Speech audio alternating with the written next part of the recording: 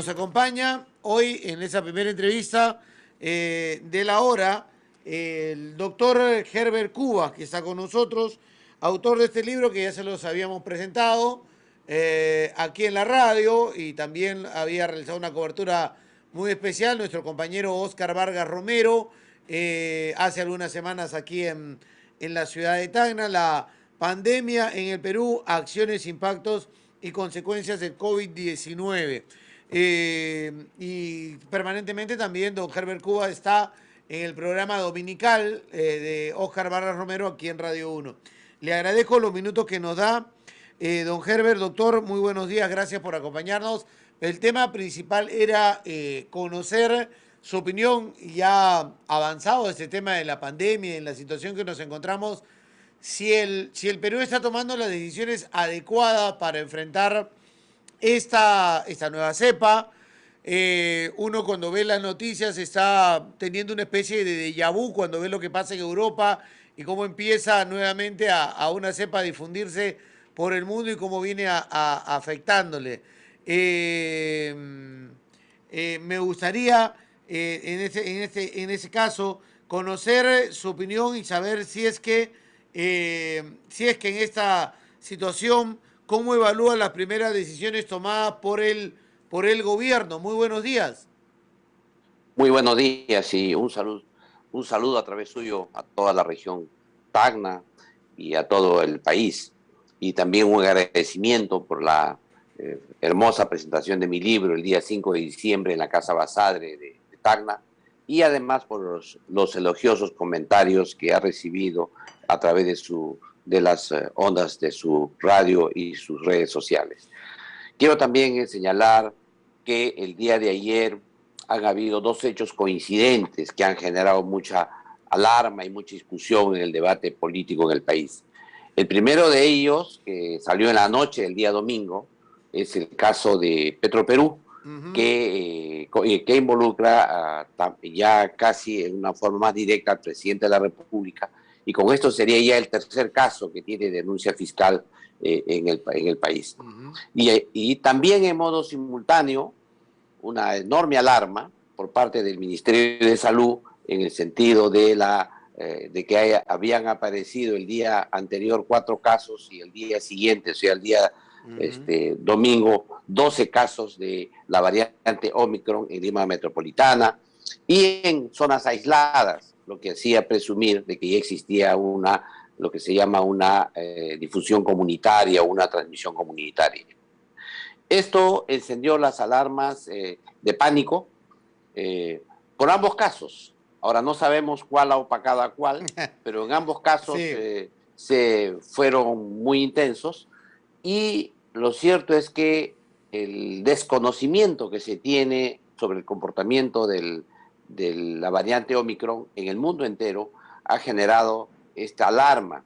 Y creo que ha habido, en el sentido del gobierno, una sobrereacción que ha generado pánico y que ha llevado a que todos los medios de comunicación sean cubiertos con esta noticia, y la población otra vez tenga el sentimiento de estar, lo que usted ha dicho, en el déjà vu, en algo que ya se vio en el pasado, tanto en la primera ola como en la segunda, y que se advierte una posibilidad de una tercera ola. Sin embargo, aquí viene su pregunta. ¿Está haciendo el gobierno, está tomando las medidas adecuadas? Y aquí nosotros tenemos algunas observaciones, porque si el gobierno sigue haciendo lo mismo de lo que se hizo en la primera ola y en la segunda, es probable que en esta tercera ola tampoco, si es que ocurriera, nos va a ocurrir algo mejor. Lo que deberíamos hacer es cambiar esa estrategia. Y las pautas son simples. La primera de ellas, en esta pandemia, lo primero que tiene que infundir el gobierno, en lugar de pánico, es calma, es tranquilidad.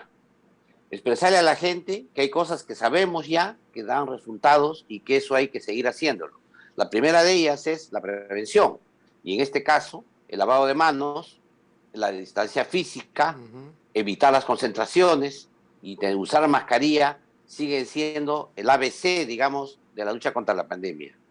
El segundo aspecto que es importante es que Si bien es cierto, no sabemos con seguridad si el virus escapa o no escapa a la vacuna, lo que sí se sabe es que a más vacunados hay mayor posibilidad de que se produzca complicaciones y muertes por esta variante.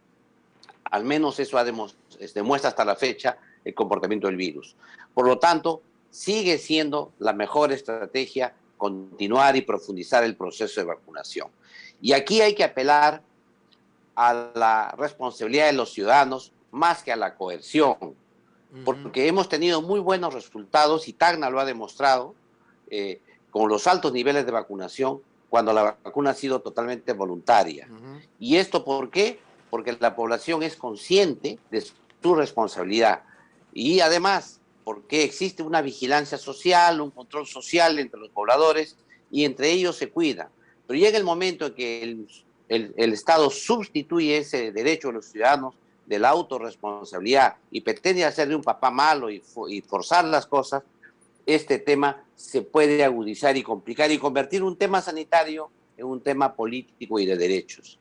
Y por otro lado, también es necesario que la población sea responsable de la vacunación y esté totalmente convencida de que es útil para poder avanzar en la vacunación de los niños de 5 a 11 años.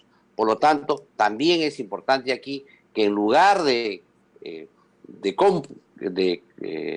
hacer elementos compulsivos, se trata de convencer a la población con mucha más información y con datos de del seguimiento que el gobierno ha hecho a la vacunación.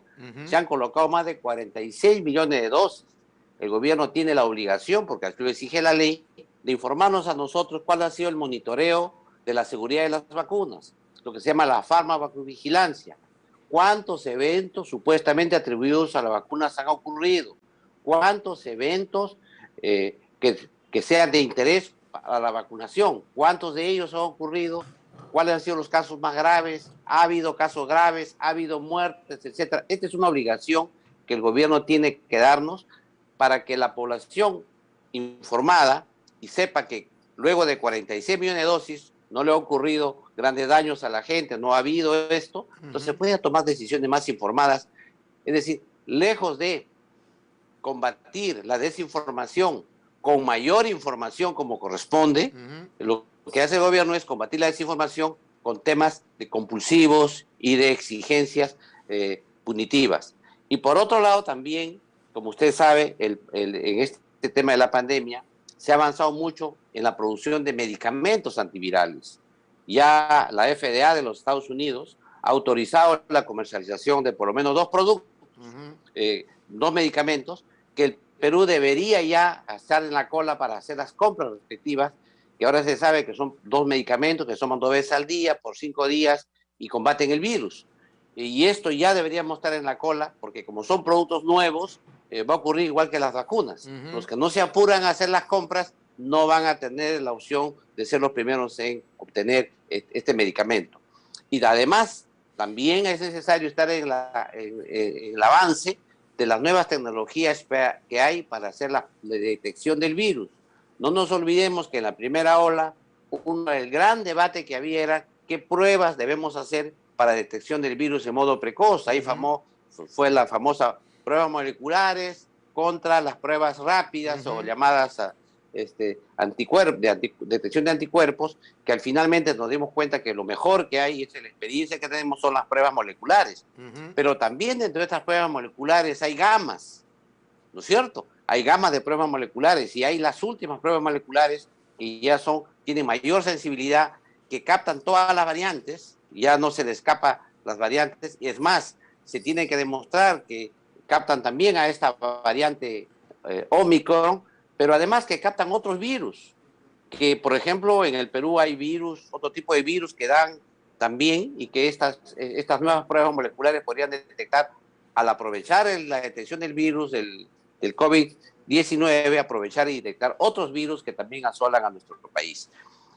Y por otro lado, el gobierno tiene que avanzar también en demostrarnos efectivamente cómo ha fortalecido los establecimientos del primer nivel de atención, los centros y puestos de salud, con enfoque comunitario.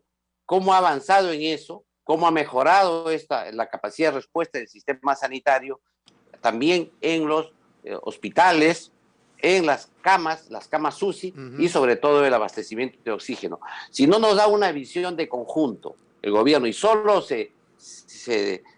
nos da el pánico, nos dice que señores, la Navidad, va a haber un alargamiento del toque de queda, que luego el carnet de vacunación va a ser más exigente, que vamos a poner las dosis de vacunación ya a los 3 meses, ya no a los 6 meses, y no nos da ningún estudio de referencia, ninguna evidencia científica que demuestre esas ventajas. Yo creo que está como aquel joven que uno lo tira a la piscina y no sabe nadar, chapaleando con miedo a ahogarse. Yo creo que aquí lo que requiere el gobierno es un poco de sensatez, un poco de tranquilidad, un poco reflexionar con los demás actores sociales, llamar a los científicos, porque finalmente la lucha contra la pandemia tiene un fundamento, que es el fundamento científico y tecnológico. Y ellos te van a dar los fundamentos y ya el Ministerio de Salud verá las estrategias políticas de intervención social para mejorar esto, pero con la aplicación de la ciencia y tecnología. Al contrario, no funciona. Al tuntún no se combaten las epidemias. ¿Por qué?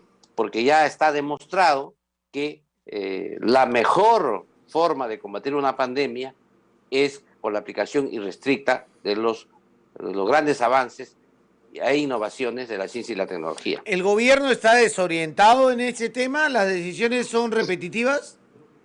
Sí, yo creo que hay una desorientación, creo que hay una pérdida del contacto con la realidad, no solamente con la pandemia, sino también con las otras enfermedades que han sido relegadas con ocasión de la pandemia. Hablamos, por ejemplo, del cáncer, hablamos, por ejemplo, de las otras enfermedades, la tuberculosis, el VIH-Sida, etcétera. Y por otro lado, las noticias son alarmantes. En Lima, por ejemplo, pobladores que han venido de provincias han instalado carpas frente al Hospital del Niño de Lima para recibir atención. Sí. Y obtienen carpas con donaciones porque el sistema sanitario del Perú tiene un problema de acceso a la atención médica y de salud grave.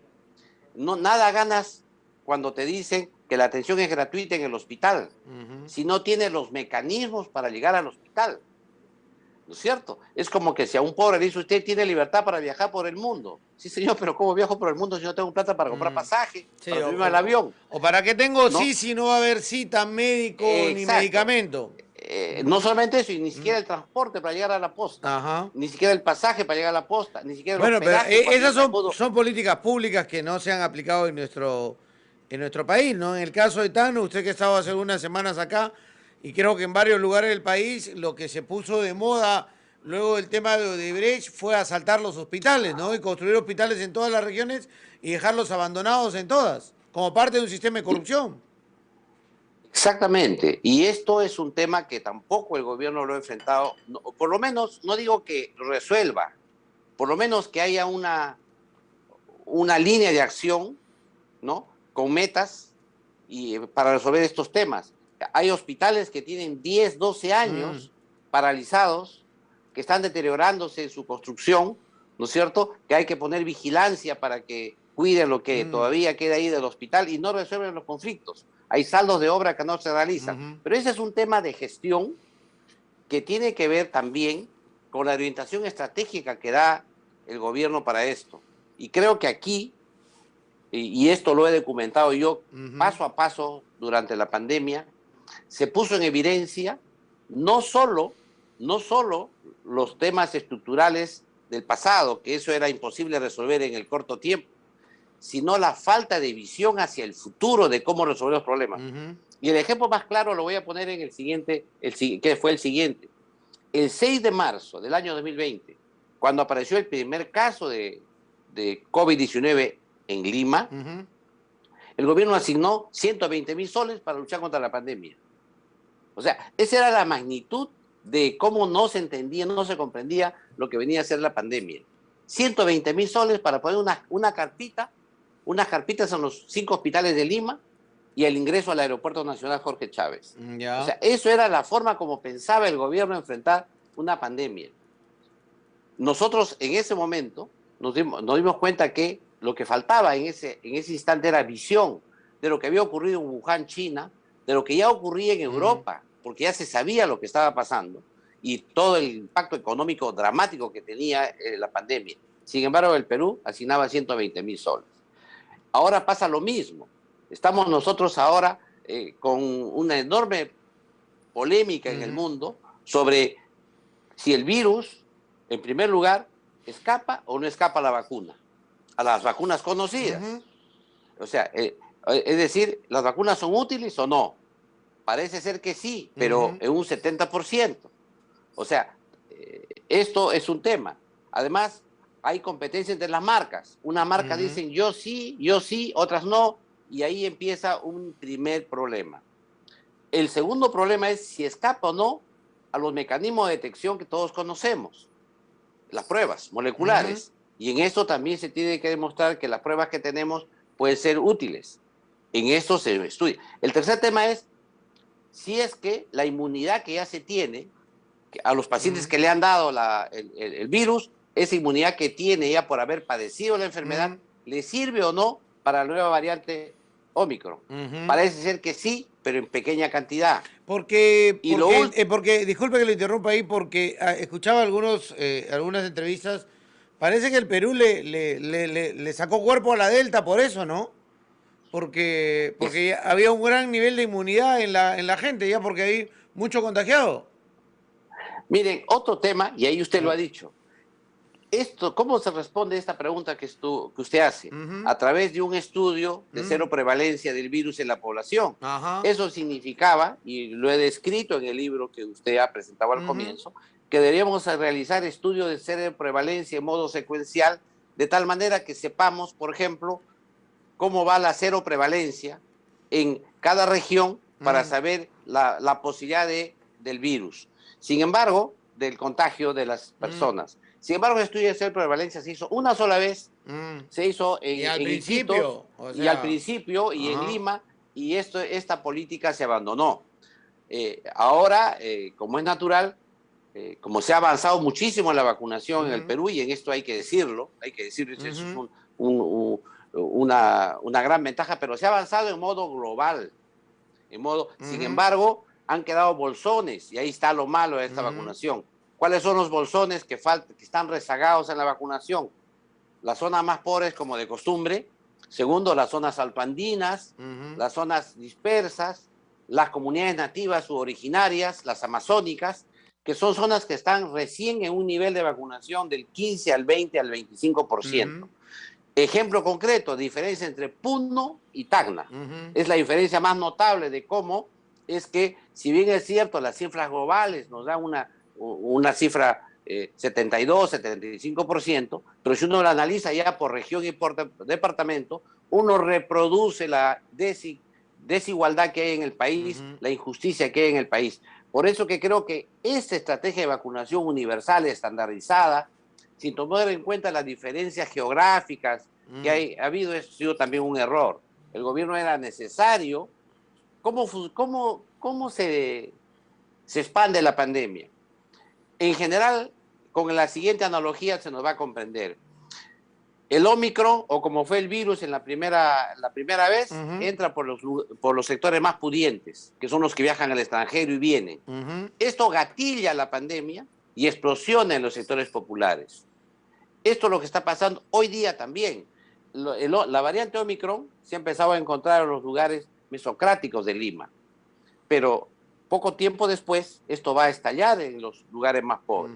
Por lo tanto, la estrategia, si bien es cierto, los cercos epidemiológicos son muy importantes en los sectores pudientes, pero las medidas preventivo-promocionales, las estrategias comunitarias, la educación, la información, la dotación de agua, la dotación de mascarillas, la dotación de jabón o gel, todo eso se tiene que dar en estos sectores porque son aquellos que no pueden por sí mismos adquirir estos productos. Y mire usted lo que hacen en otros países, hasta vigilan el agua del desagüe, porque ahí ven ellos la cantidad de virus que va eliminando a la población a través del desagüe.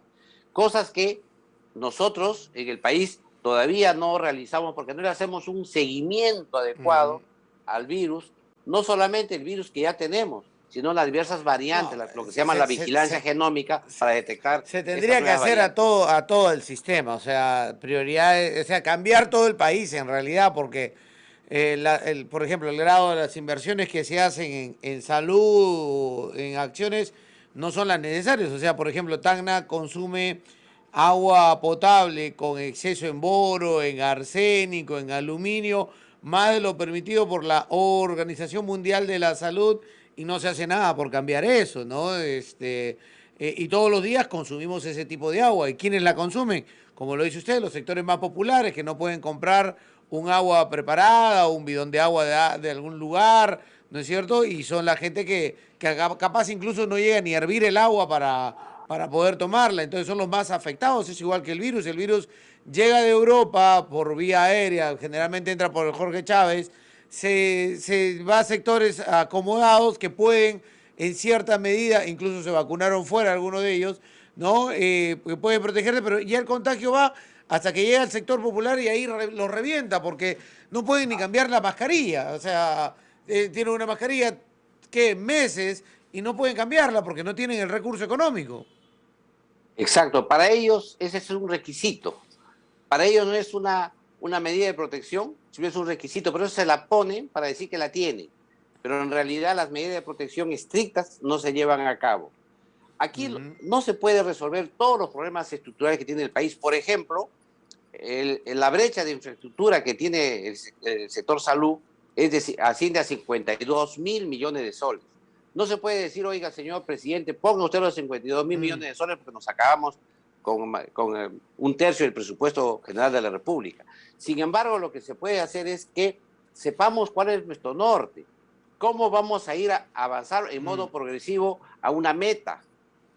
Tampoco podemos resolver el tema del agua de un día para otro, pero debemos tener un norte, o sea, poder saber que en modo progresivo cuál va a ser nuestras metas para el desarrollo social de nuestro país. Yo creo que eso es lo que mínimo que se le puede pedir a un gobierno, porque como usted sabe, la inteligencia se demuestra porque uno es capaz de planificar el futuro.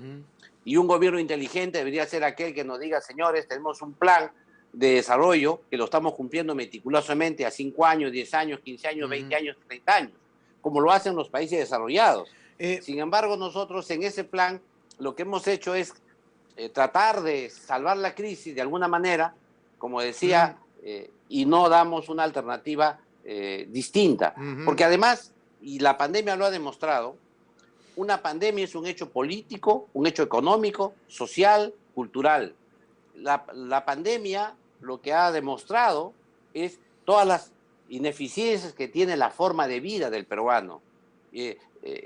Nos ha demostrado cómo la informalidad de hasta un 75% ha hecho inviables muchas de las medidas que se pensaban en los escritorios de los burócratas de Lima, porque la informalidad ha generado que los mecanismos, las normas que se daban no podían ser cumplidas. Por eso es que este tema, cuando uno ve la salud como esta resultante de la existencia social en que viven los ciudadanos, uno se da cuenta que la articulación de todos los sectores para esto es inevitable, es obligatorio. Y en ese sentido no puede haber un divorcio, como lo hemos escuchado varias veces, un divorcio entre la economía y la salud y el bienestar, no.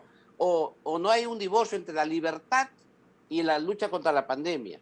Eso son dicotomías pasadas. ¿Por qué? Porque lo que sí es cierto es que todos tenemos que conjugar un proyecto común, que combinemos en un mix adecuado, una mezcla óptima, tanto la libertad como la lucha contra la pandemia, como el desarrollo económico. Eso es la labor que tienen que hacer los que nos conducen en el país. Ahora, no llevarnos a oposiciones que no nos sirven de nada. Ahora, regresando a este tema actual, entonces, menos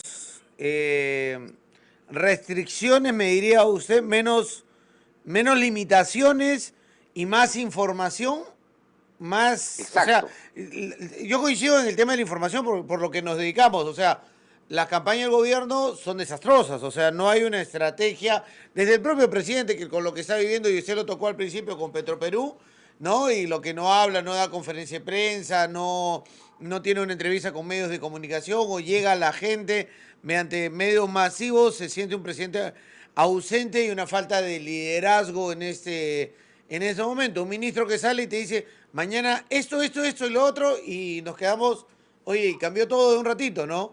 Pero, ¿por qué? O sea, la pregunta es, ¿por qué vamos a hacer estas restricciones? ¿Por qué vamos a tomar estas medidas? Entonces hay que explicarle a la gente qué es lo que está pasando y ese poder de explicación de esa estrategia de comunicación a través del MINSA y otros estamentos del Estado no ha llegado a la gente porque el tema es básicamente, en mi opinión, una protección no solamente individual, sino comunitaria. Exacto. Y ahí viene el eje de lo que debe ser la comunicación de acuerdo al riesgo local. La comunicación se hace de acuerdo a los riesgos que ocurre en cada localidad. No puede haber una comunicación útil para la gente si no está ligada al día a día en que vive la gente. No es la comunicación que se hace desde Lima, un medio de comunicación masivo, una propaganda masiva a nivel nacional, no lo percibe la gente en el nivel local en modo adecuado, porque sus riesgos ante la pandemia son distintos. La zona roja donde se transmite la pandemia es distinto. El poblador de su distrito requiere saber cómo está su mercado, cómo está la tienda de abastos donde ella compra sus productos. Quiere saber cómo está el transporte público, dónde se puede contagiar más o menos. Quiere saber qué vecinos tuvieron una fiesta y cuántos se enfermaron. Quiere saber cuántos se han muerto de su zona por el tema de la pandemia. Esos datos son para él relevantes porque ahí vive y toma decisiones diarias desde el momento que se levanta hasta que anochece y la forma hasta como duerme. Para eso, así como hablamos de un turismo vivencial, tiene que haber una comunicación vivencial ahí con la gente en el cual tú le hagas una información, educación y comunicación. Para eso están los establecimientos de salud del primer nivel, los centros de salud y las postas. Para eso están los profesionales de ese lugar, para que puedan traducir el conocimiento científico, que es difícil a veces de comprender, pero a un lenguaje sencillo, con métodos muy simples que la población pueda resolver, que además los acepte y participe con ellos. Esa es una tarea enorme. Y cuando participa, son aquellos los que contribuyen a que aquellos que son renuentes, por ejemplo, a la vacunación, o a renuentes a ponerse la mascarilla, o renuentes a lavarse las manos, o renuentes a no hacer fiestas COVID, todas esas personas, la propia población te ayuda cuando ella ha comprendido. Pero si viene el gobierno y dice, ay, que señores, todos están desinformados, por lo tanto les obligo a que ustedes hagan esto. Entonces la gente dice, señor, la falta de información no se combate con coerción, no se combate con policías ni con militares. Eso se combate con más información. Y aquí viene la información comunitaria, el rol de los pequeños medios de comunicación de las provincias, el rol de los radios, de las emisoras de las regiones. Y aquí, en ese aspecto, quiero resaltar, en realidad, que la comunicación, como usted lo ha señalado, de la transmisión del riesgo de la pandemia, desde el punto de vista del Estado, ha sido deplorable. Es más, nos ha generado pánico el día de ayer y nos ha dado soluciones que la población requiere en el día a día. Ahora, pero ese rol de los medios del interior del país, digamos en nuestro caso, solamente puede ser exitoso si tenemos información, si accedemos a información, si podemos rebotar los estudios, análisis y datos que puedan dar las autoridades sanitarias. Si no, es como soltar información a ciegas. Mire, yo he seguido, porque por la gentileza de que los domingos participo en el programa de don Oscar Vargas, ya hace un buen tiempo, he visto cómo la radio uno de Tacna se puso al servicio prácticamente de los directores, de los funcionarios de la región para luchar contra la pandemia. Seguía paso a paso la vacunación, promovía estos espacios. Eso es bueno, pero para lograr más impacto requiere que estas instituciones públicas generen estrategias de comunicación más eficaces, más información, más datos, generen lo que la gente quiere saber en cada una de sus zonas. Por ejemplo, ¿qué es lo que hace daño?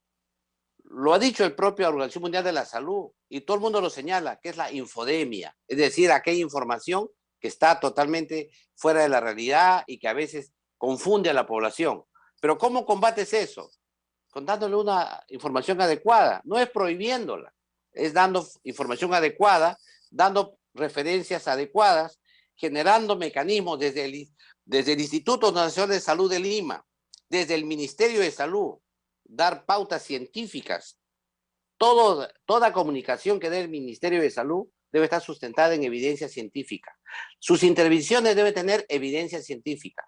Todas las pautas que dan a la población deben tener evidencia científica, para que de esa manera colaboren todos los profesionales de la salud del país y además los medios de comunicación que quieren investigar sobre el tema. Pero si se dan medidas sin ninguna evidencia, porque se le ocurrió a un funcionario, porque cree que esto es así, imagínese usted la forma que nos expresan. Vamos a reducir el aforo de los medios de transporte de 80, quizás 60 o quizás 40. Oiga, estamos hablando de la vida de la gente, de la vida de las empresas también. Una cosa es un aforo de 60 desde el punto de vista económico para la empresa, una cosa es un aforo de 60 desde el punto de vista de la salud para la gente que va a viajar, otra cosa es un aforo de 40 para esa misma empresa y para esa misma gente. O sea, tú no puedes decir, ¿sabes qué? Se me ocurre que puedo bajar a 60 o puedo bajar a 40. Tendrías que demostrarme por qué es importante bajar a 60 y por qué sería aún mejor bajar a 40. Pero no es una apreciación así cualitativa porque se le ocurre a uno decir que es necesario bajar el aforo. Esa es la exigencia que uno le tiene que hacer al gobierno. Sabemos que lo que conocemos del Omicron no es mucho, pero lo que sabemos es suficiente para ya combatirlo. Doctor, le agradezco los minutos aquí a Radio 1, le dejo un abrazo desde la ciudad de Tacna. Muchas gracias. Muy agradecido y un agradecimiento al pueblo de Tacna por la cálida recepción que me tuvo y a su radio, evidentemente, por la cobertura que dio a esa presentación. Un abrazo, muchas gracias.